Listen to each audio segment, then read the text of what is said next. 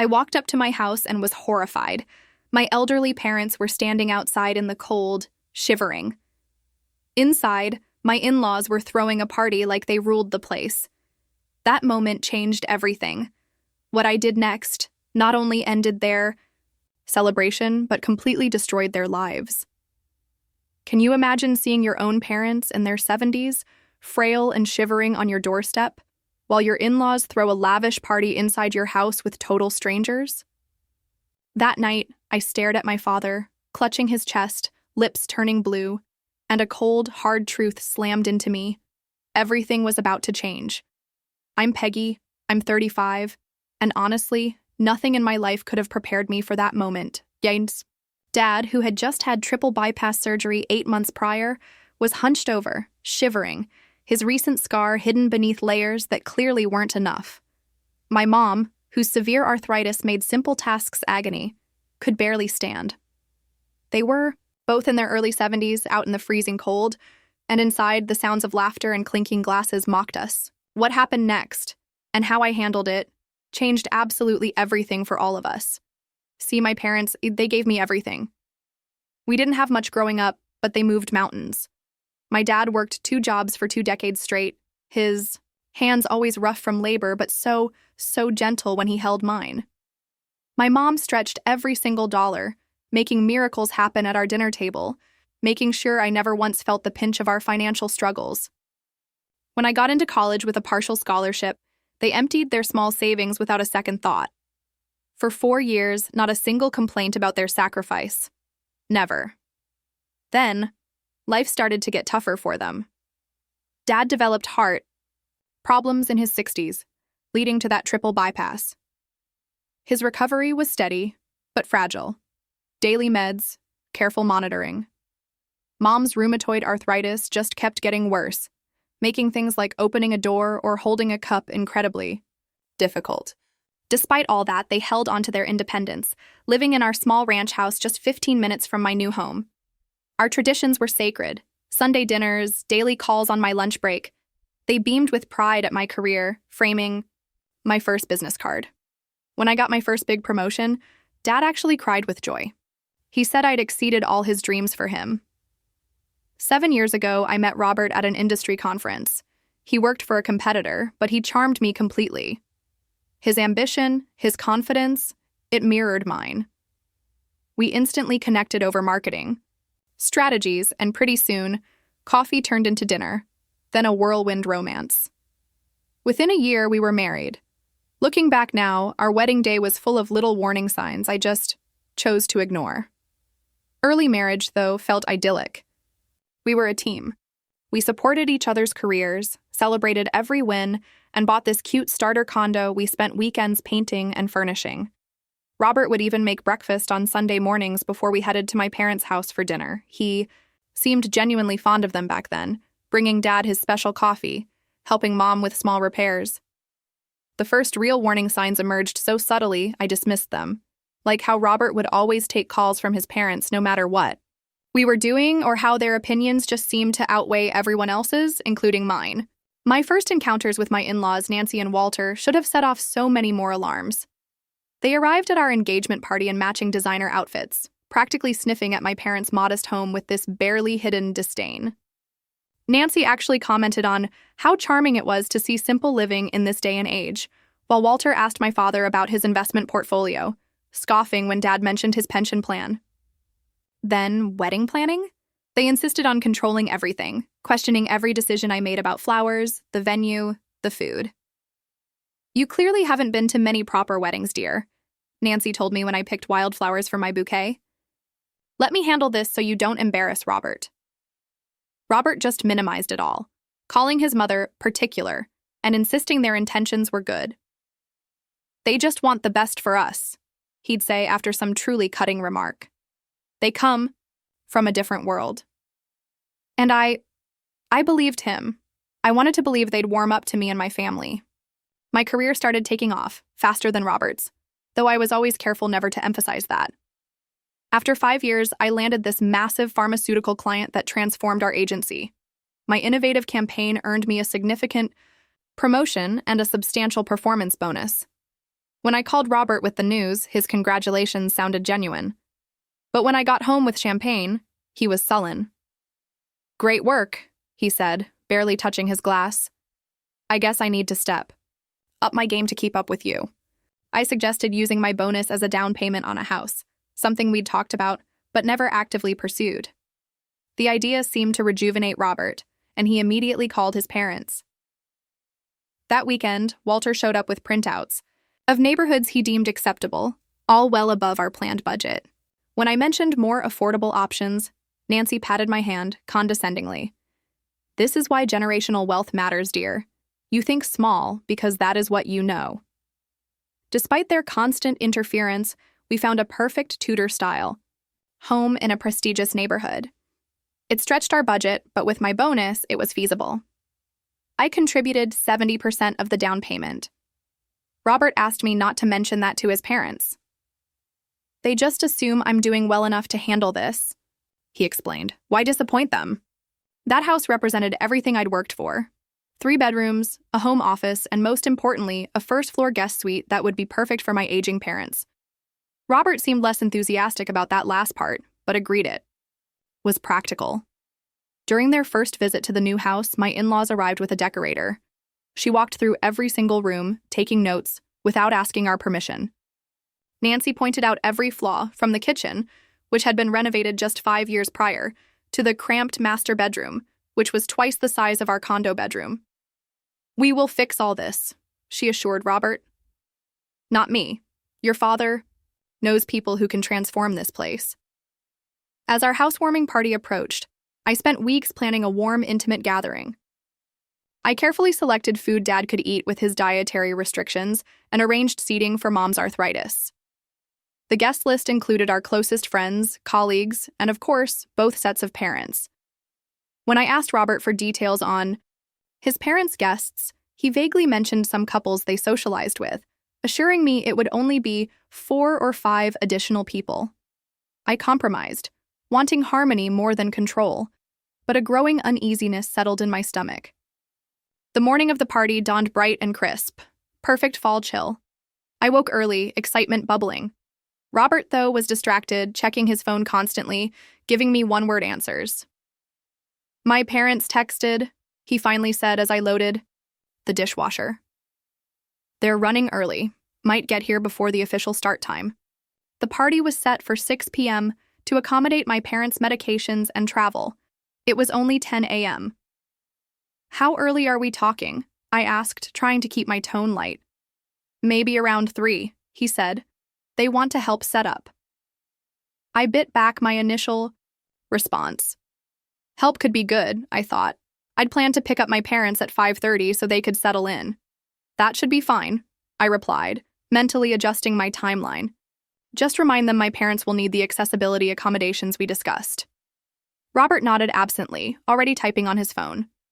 At precisely 12:45 p.m., while I was arranging a vegetable platter, the doorbell rang. I opened it to find Nancy and Walter, impeccably dressed, far too formal for a casual housewarming. Behind them, 6 other couples, all equally overdressed, holding wrapped gifts and bottles of wine. "Surprise!" Nancy exclaimed, stepping past me without waiting for an invitation. "We thought we'd make a day of it. Everyone was so excited to see Robert's new home." I stood frozen as this parade of strangers filed into my house.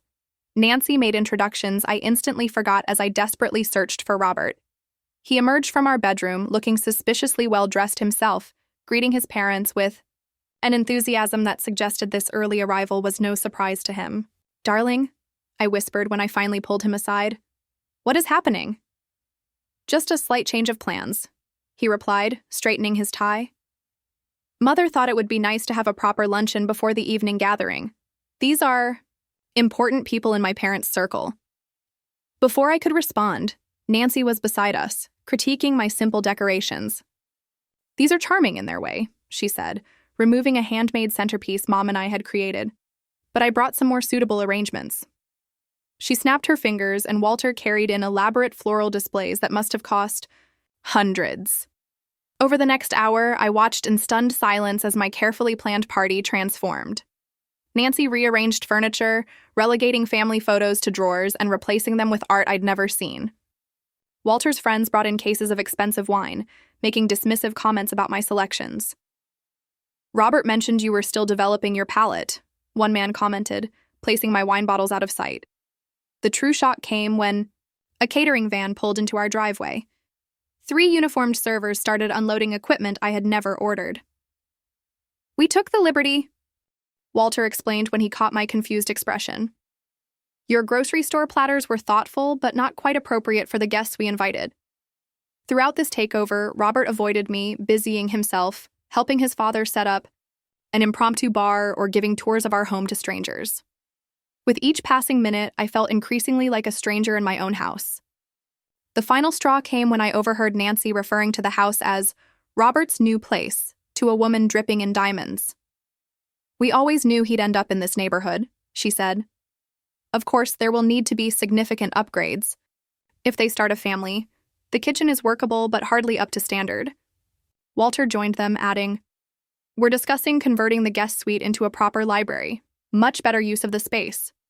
The guest suite. The one I'd specifically chosen for my parents. I finally cornered Robert in our bedroom, where he was inexplicably changing into an even more formal shirt. "What is happening?" I demanded. "Who are these people? Why is your mother removing our things and talking about renovation plans we never discussed?" "Peggy, you're overreacting," he said, his voice low but irritated. "These are influential people who can help both our careers. Mother is just excited and maybe overstepping a bit, but it's coming from a good place." "Overstepping, Robert? There are caterers in our kitchen I didn't hire. Your mother is talking about removing the guest suite we planned for my parents. And speaking of my parents, I need to leave soon to pick them up." A flash of something like panic crossed his face. "About that," he said. "Mother thought it might be better if your parents came another time. This gathering has become more formal than we planned." I stared at him, ice forming in my chest. "My parents are coming. This is our housewarming, not your mother's social climbing event.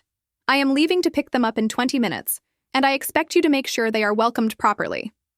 Nancy appeared in the doorway as if summoned by our disagreement. "Everything all right in here, Robert?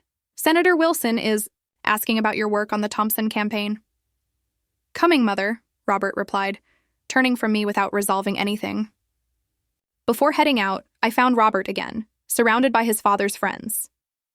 "I'm going to get my parents now," I told him firmly.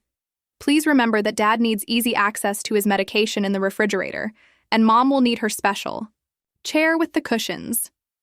Sure," he nodded distractedly. "We might still be at lunch when you return. Just come around to the back patio." As I drove to my parents' house, my phone buzzed with a text from Robert. "Slight change of plans. We'll explain when you get back." I called immediately, but it went straight to voicemail. I tried again. Same result. My parents were waiting, dressed in their Sunday best. My mother had even had her hair done specially. My father proudly wore the sweater I'd given him last Christmas. "The house all ready for the big reveal?" Dad asked as I helped Mom into the car. "It looks wonderful," I lied, not wanting to worry them. "Everyone is excited to see you both." The knot in my stomach tightened as we drove back. My calls to Robert. Still unanswered. When we turned onto our street, I immediately sensed something was wrong. The driveway and both sides of the street were lined with luxury vehicles I didn't recognize. A young man in a valet uniform stood at the end of our driveway, looking confused as I pulled up. "Sorry, ma'am," he said. "The driveway is full. Are you here for the Cunningham dinner?" "This is my house," I said, a chill running through me that had nothing to do with the dropping temperature. The valet looked embarrassed and stepped aside, allowing me to pull into the last remaining space near the garage. Music and laughter spilled from the house, far more than the dozen or so people I'd left behind. My mother looked at me with confusion. "My goodness, how many people did you invite, dear?" "Not this many," I admitted, helping her from the car while Dad slowly extracted himself. We approached the front door, my father already breathing heavily from the short walk. The temperature had dropped significantly, and I noticed both my parents shivering in their light jackets. They were fine for a quick transfer from car to house, but not for extended time outdoors.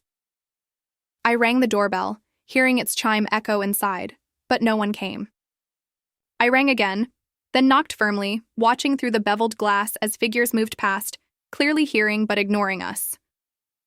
Maybe they can't hear over the music, Mom suggested, pulling her jacket tighter. I knocked harder, then tried my key in the lock, only to discover it no longer worked.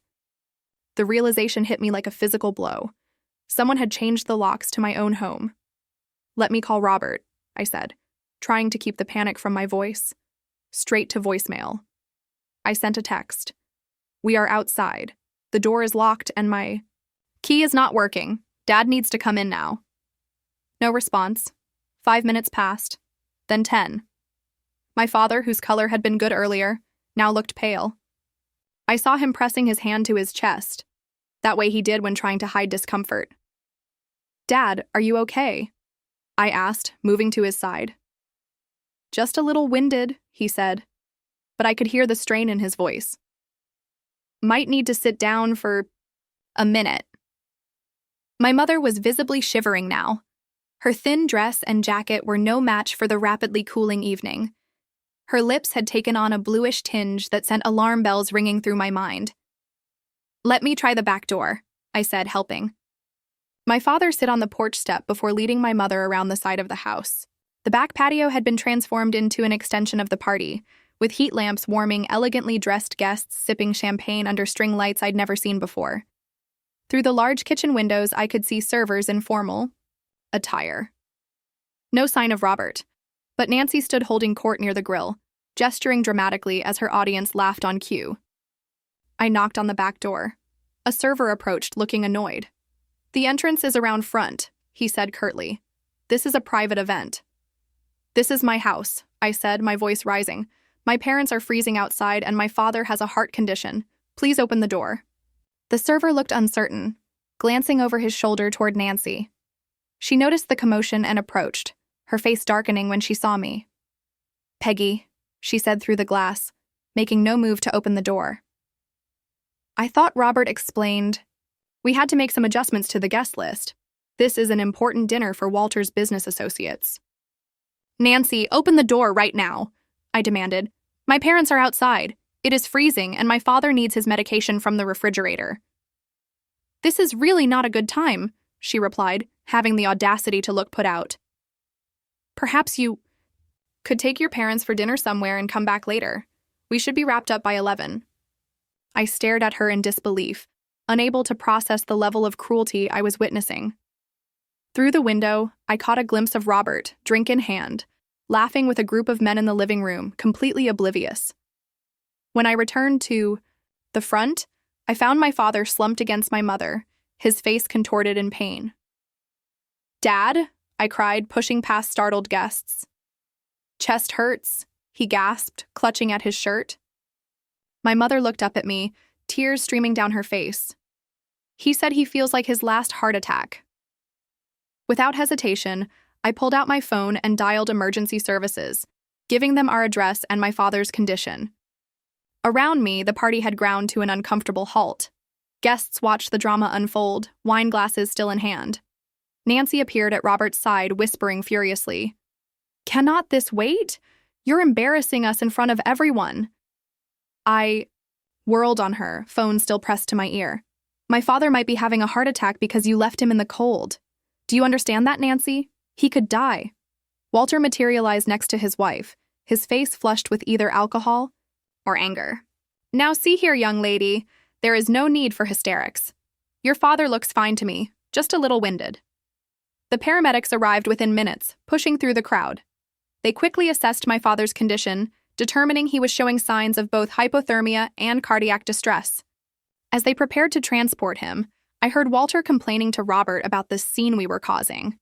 I rode in the ambulance with my parents, holding my mother's trembling hand. The ER received us immediately, whisking Dad away. A kind nurse helped my mother, who was also showing signs of exposure. "How long were they outside in those temperatures?" the doctor asked me after examining my father. "At least 30 minutes, I replied, shame and rage battling within me. "Maybe longer," he shook his head. "With his cardiac history and age, that was dangerously long. We'll monitor him overnight. His body temperature is still below normal, and I'm concerned about the strain on his heart." My mother was treated for mild hypothermia. She refused to leave my father's side, so they brought a recliner into his room.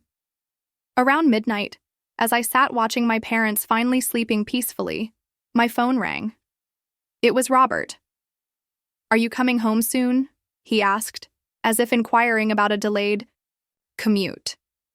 "My father is being kept overnight for observation," I replied, keeping my voice low. "I am staying with them." "The party is winding down," he said. "Your dramatic exit was quite the topic of conversation." "Dramatic exit?" I repeated, unable to believe what I was hearing. "Robert, my father could have had another heart attack. Do you understand that?" "Mother says he was clearly just cold and tired. You know how your parents exaggerate their health issues for attention?" Something inside me snapped at that moment, a final thread of loyalty, or love, or whatever had been holding our marriage together. "Robert," I said, my voice calm despite the storm raging inside me. "Do not be there when I get home tomorrow, I mean it." "You're being irrational," he replied. "Mother and father went to a lot of trouble to arrange this dinner for my benefit, for our benefit. The least you could do is be grateful for their involvement." "Grateful? They locked my parents out of my house and nearly killed my father. Your mother rearranged our home without permission. Your father brought in strangers who treated me like staff, and you stood by and allowed all of it." "It was a misunderstanding," he insisted. "If your parents had called ahead to confirm the timing—" I hung up, unable to stomach another word of his delusional justifications. Looking at my parents, vulnerable in their hospital beds, I made a decision that would change all our lives. This would never, ever happen again. When I returned home the following afternoon, having secured Dad's stable condition and comfortable discharge for the next day, I found my in-laws still there. The party debris was mostly cleared, but evidence remained. Wine stains on our new carpet, cigarette burns on the coffee table. Robert sat at the kitchen island, haggard but defiant. Nancy and Walter occupied our living room sofa, both wearing expressions of injured dignity, as if they were the wronged parties. "Finally decided to come home, I see," Nancy greeted me, her tone suggesting I'd been on a frivolous adventure, not a hospital vigil. I ignored her, addressing Robert directly. "How is my father doing? Did you bother to call and check?" Robert had the grace to look slightly ashamed. "I figured you'd let me know if there was any change." Nancy stood, smoothing her immaculate slacks. "Well, now that this little drama has settled, we should discuss the dinner party. Despite your unfortunate exit, it was quite successful. Senator Wilson's aide mentioned possibly connecting Robert with their media team." I stared at her. Had I entered some parallel universe where human decency didn't exist? "My father is in the hospital because of you, and you want to talk about networking opportunities?" "Now, Peggy," Walter interjected, "let us maintain perspective. Your father has health problems. That's hardly our fault. If anything, you should have considered his condition before bringing him to an evening event. An evening event at my own house that I specifically planned with his needs in mind before you hijacked it completely." "We did not hijack anything," Nancy said with an imperious wave of her hand. "We simply elevated a simple gathering into something beneficial." Robert agreed with our adjustments. I turned to my husband. "Is that true? Did you agree to change the locks without telling me?" Robert shifted uncomfortably. "Mother thought our security needed upgrading. I was going to give you the new keys. But with all the preparations, it slipped my mind. And the caterers, the valet, the 40 strangers in our living room?" "I may have mentioned to Mother that we were having a small housewarming," he admitted. "She offered to help make it special." "Special?" I repeated, incredulous. "Robert, they took over our home, removed our personal items, and treated my parents like unwelcome intruders. How is any of that special?" Nancy made a dismissive sound. "Your sentimentality is charming, but impractical, dear. This house has potential to be a proper entertaining space. Those little crafts and family photos are lovely for private areas, but not for public rooms." "Public rooms? This is a private home, Nancy. Our home." "Of course it is, dear," she replied condescendingly. "But Robert has always understood the importance of maintaining certain standards. His father and I have a wide social circle that can be tremendously advantageous to both of you. Did you know they were planning this? I asked Robert directly. He wouldn't meet my eyes. Mother mentioned possibly hosting their annual dinner here since we have more space now. I didn't realize it would be last night. When did you know? When did you realize what they were planning? Robert hesitated. When they arrived early with the first guests, but by then everything was already in motion. And you didn't think to call me? To warn me that our housewarming had turned into your parents' networking event? I knew you'd be upset, he said, as if that explained everything. The magnitude of his betrayal washed over me in waves. Not just the party, but the fundamental misalignment of our values and priorities. Who was this man who could leave his in-laws shivering in the cold while he schmoozed with strangers, valuing his parents' social climbing over basic human decency? I'm going to pack a bag, I said quietly. I cannot stay here tonight. Don't be dramatic, Peggy, Nancy interjected. Every marriage has adjustments. Robert is simply balancing family obligations. Family obligations? I turned to her, no longer bothering to hide my contempt. Is that what you call endangering my father's life, humiliating my mother, taking over our home without permission? We did you a favor, Walter said, his voice hard. This house was clearly beyond your experience level.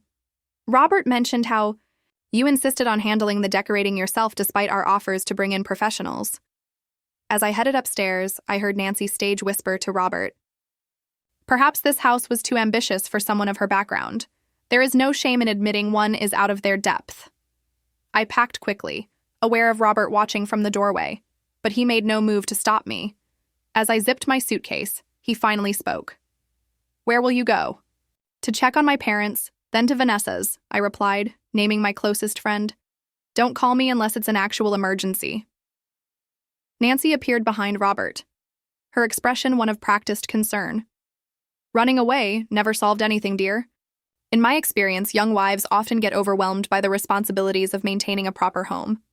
I walked past them both without responding, my mind already shifting from emotional hurt to strategic planning. This was no longer about a ruined party or even a betrayal of trust.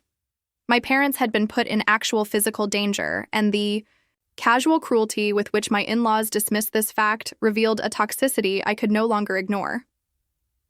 At Vanessa's apartment that evening, I broke down completely, releasing the tears I'd held back for my parents' sake. Between sobs, I explained the surreal sequence of events, watching her expressions shift from confusion to horror. They changed your locks? She repeated, incredulous. Without telling you? And left your parents outside. They act like I'm overreacting, I said, accepting the tissue she offered. Like it was a simple miscommunication rather than deliberate. Exclusion. Vanessa, an attorney specializing in family law, shifted into professional mode. This is not just wrong, Peggy, it is potentially illegal. You paid for 70% of that house. They cannot lock you out or make modifications without your consent. The next day brought another layer of betrayal. Checking our joint accounts online, I discovered Robert had withdrawn a significant sum, nearly $40,000, 3 days before the party, without discussion or notification. A call to our bank confirmed it had been made in person, with Robert citing home improvements as the purpose. The same day, I found an email in our shared cloud account for catering services costing $22,000, charged to our joint credit card and addressed to Walter, not Robert or me. My colleague Olivia connected me with her brother's financial advisory firm. You need to protect yourself, she insisted. If they'll do this, who knows what else they might try. The financial advisor confirmed my fears. Robert's withdrawal had cleared out most of our liquid savings. The good news, he noted, was that my name was primary on the mortgage since I'd provided the majority of the down payment. That gives you certain rights, regardless of what happens next. Over the next few days, as my father recovered, and I divided my time between the hospital and Vanessa's guest room, I uncovered more evidence of my in-laws' plans. Robert's sister, with whom I'd always maintained a cordial if distant relationship, called unexpectedly. I heard about what happened, she said, sounding genuinely concerned. I'm so sorry. They did the same thing to my husband and me 3 years ago. She explained that Nancy and Walter had a pattern of inserting themselves into their children's homes and relationships, typically after major purchases or life events. In her case, they'd moved in temporarily after the birth of her first child and stayed for 8 months, gradually taking over every aspect of their household. They convinced James that I was too overwhelmed to make decisions, she said. By the time they left, James and I were barely speaking, and I had no say in my own home. That conversation crystallized something I'd sensed but not fully articulated. This was not a one-time boundary violation, but the beginning of a systematic takeover. The guest suite renovations Nancy had mentioned were not idle talk, but an actual plan, likely to create space for extended stays or even partial residency in our home. With this realization, my hurt began transitioning to something more productive. Righteous anger and cold, hard determination. This was no longer just about saving my marriage, which honestly might be beyond repair. This was about protecting my parents, my assets, and my future from people who had demonstrated they had no respect for my boundaries or well-being. After a week of strategic planning with Vanessa and consultations with both financial and legal advisors, I was ready to reclaim what was mine. I chose a Tuesday morning when I knew Robert would be at work, arranging for a locksmith to meet me at the house with a police escort, something Vanessa had suggested given the existing lock-changing situation. "I am the primary owner," I explained to the sympathetic officer who accompanied me. "My in-laws changed the locks without my knowledge or consent while I was not home." The locksmith made quick work of changing every lock and security code in the house. Inside, I discovered evidence that confirmed my suspicions. The guest room closet contained garment bags with Nancy's clothing, and the bathroom counter displayed her expensive skincare products, neatly arranged as if she planned an extended stay. More disturbing was what I found in Robert's home office. A folder labeled House Modifications contained quotes from contractors for major renovations, including completely repurposing the guest suite into a library divided by a sitting room, and plans to convert our home office into another guest room, presumably for visitors of their choosing. Most shocking was a partially completed change of address form for Walter and Nancy, listing our home as their new residence. According to dates on various documents, these plans had been in motion since shortly after we closed on the house, without a single word to me. With the locks secured and evidence documented, I arranged a meeting with Robert, Nancy, and Walter at my attorney's office. Neutral territory, where emotions could be contained within professional boundaries. "This is completely unnecessary," Walter blustered as they arrived, clearly uncomfortable in this setting. "Family matters should be handled privately." "I agree," my attorney replied smoothly. "Unfortunately, when locks are changed without consent, and significant sums are withdrawn without discussion, we move beyond family disagreement into potential legal territory." I had prepared a clear, factual presentation of what had occurred, from the takeover of our housewarming to the hospital bills for my father's care. As I spoke, Robert's expression shifted from defensive to uncertain, while his parents remained stone-faced. "The $40,000 Robert withdrew has been partially accounted for through payments to caterers and event staff," I concluded. "The remaining funds must be returned to our joint account within 48 hours, or we will proceed with formal legal action." "This is absurd," Nancy interrupted. "Robert was simply securing funds for necessary improvements to the property, improvements that would increase its value substantially. Improvements never discussed with or approved by the primary mortgage holder," my attorney pointed out. "And as for the events of that evening, we have medical documentation of the harm caused to Peggy's father, which could potentially constitute a case for elder endangerment." That phrase landed like a bomb in the room. Elder endangerment carried serious legal and social consequences, particularly for people like Nancy and Walter, who valued their community standing above all else. "There was no endangerment," Walter protested. "It was a cool evening, not the dead of winter." My attorney silently placed my father's medical report on the table, where terms like cardiac distress precipitated by exposure and hypothermic symptoms were clearly highlighted. Robert, who had remained largely silent, finally spoke. "What do you want, Peggy? Just tell me what you want to resolve this." I had given this considerable thought, balancing my anger with practical considerations. First, the complete return of all funds withdrawn without mutual consent. Second, a written agreement that no modifications will be made to our property without documented approval from both of us. Third, Your parents will not have unsupervised access to our home under any circumstances, and any visits must be agreed upon in advance. Fourth, payment of all medical expenses incurred as a result of that night. This is extortion, Nancy hissed. This is accountability, I corrected, and it is non-negotiable. To everyone's surprise, including possibly his own, Robert sided with me.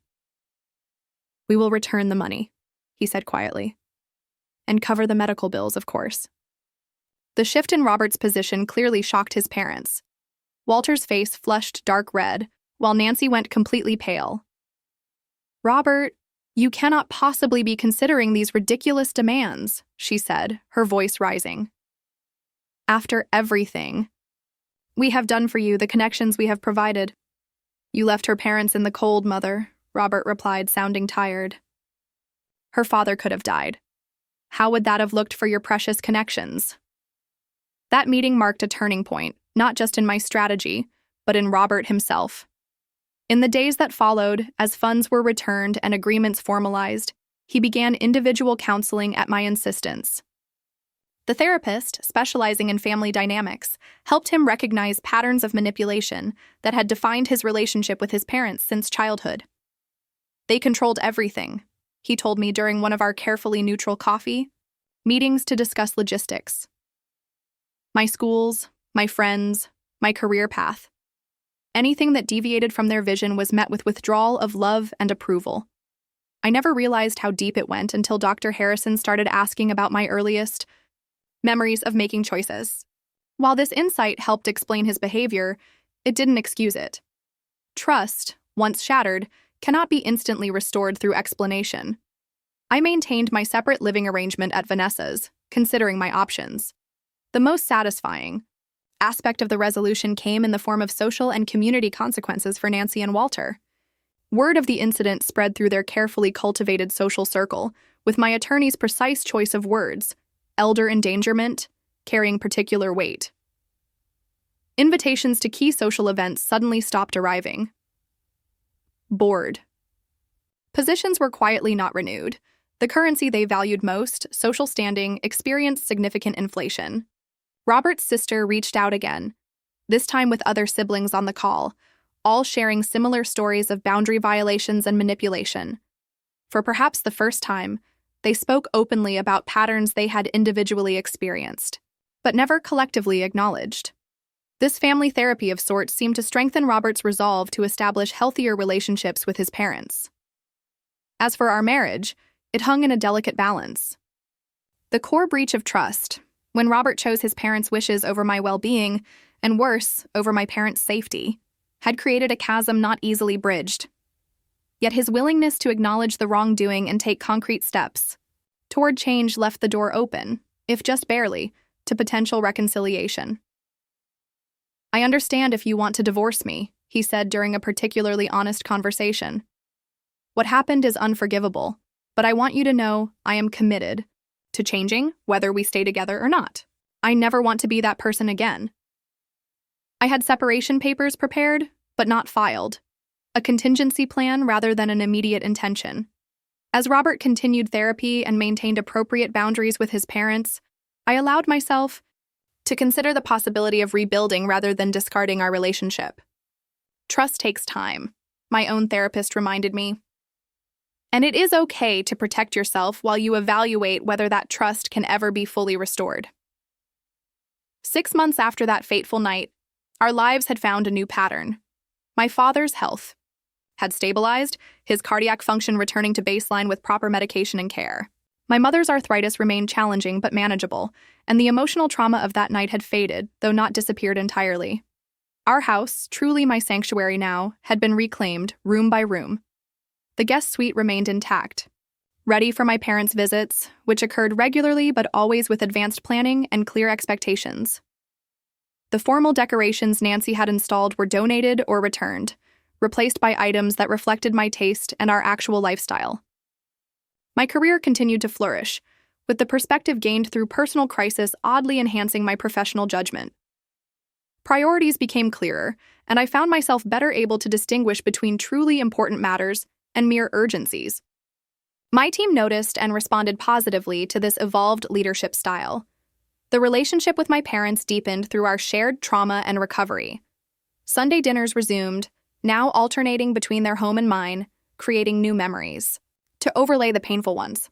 My father, never one for deep emotional discussions, found ways to express his feelings through small gestures, like bringing me coffee prepared exactly how I liked it, or sending me articles he thought might interest me. "We never doubted you. Would make things right," my mother told me during one quiet moment. Even that night, as scared as we knew our daughter would fix it. Their faith in me became a source of strength I drew upon during the more difficult days of rebuilding my life. Their wisdom about forgiveness without forgetting, about setting boundaries while keeping your heart open, guided me as I navigated the complex aftermath. As for Robert, our relationship underwent its own transformation. After 3 months of separation, during which he maintained his commitment to therapy and establishing appropriate boundaries with his parents, we began the tentative process of reconciliation. This was not the automatic resumption of our previous marriage, but the careful construction of something new and hopefully stronger. "I've never stood up to them before," he admitted during one of our counseling sessions. "Not really. I thought I was keeping peace, finding compromises, but I was actually just avoiding conflict at all costs, including the cost of your trust and your parents' safety. The journey was neither smooth nor guaranteed. We established a detailed relationship agreement with clear expectations and boundaries, particularly regarding his parents. Nancy and Walter were permitted limited supervised contact, with immediate consequences for any boundary violations. The first such visit was awkward and tense, but necessary to establish that the old dynamics would not be tolerated. "Your home is lovely, dear," Nancy said with obvious effort, the compliment foreign on her lips.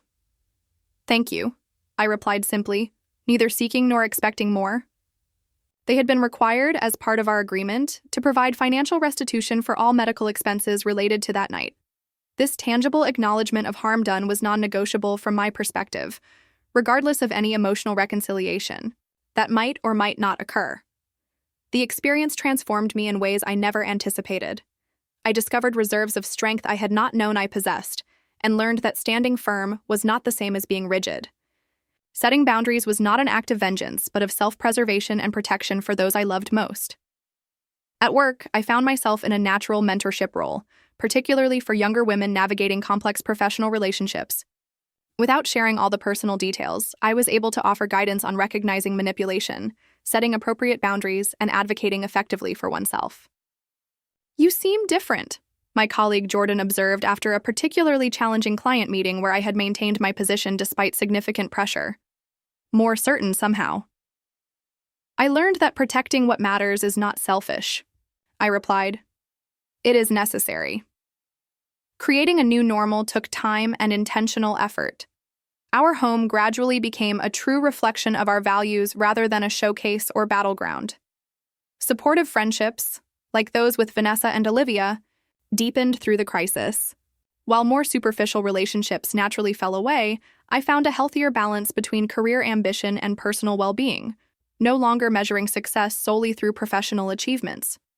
The perspective gained through nearly losing my father made crystal clear what truly mattered in life. The most profound lesson was understanding that family is defined by respect and care, not merely by blood or legal ties. The people who truly deserve a place in your life are those who honor your boundaries and value your well-being. Sometimes those people are relatives, and sometimes they are friends who become family by choice. Standing up for yourself and your loved ones is not an act of revenge, but of necessary self-preservation. The boundaries we create protect love rather than diminish it, creating safe spaces where genuine relationships can flourish without manipulation or fear. When crisis strikes, it reveals the true character and priorities of everyone involved. This painful clarity, while initially devastating, ultimately provides the information needed to build a life aligned with authentic values rather than external expectations.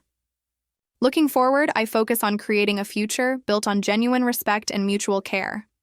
The journey has been difficult but necessary, and I carry forward not bitterness but wisdom, not anger but discernment about who deserves a place in my inner circle. Have you ever had to stand up to family members who crossed your boundaries?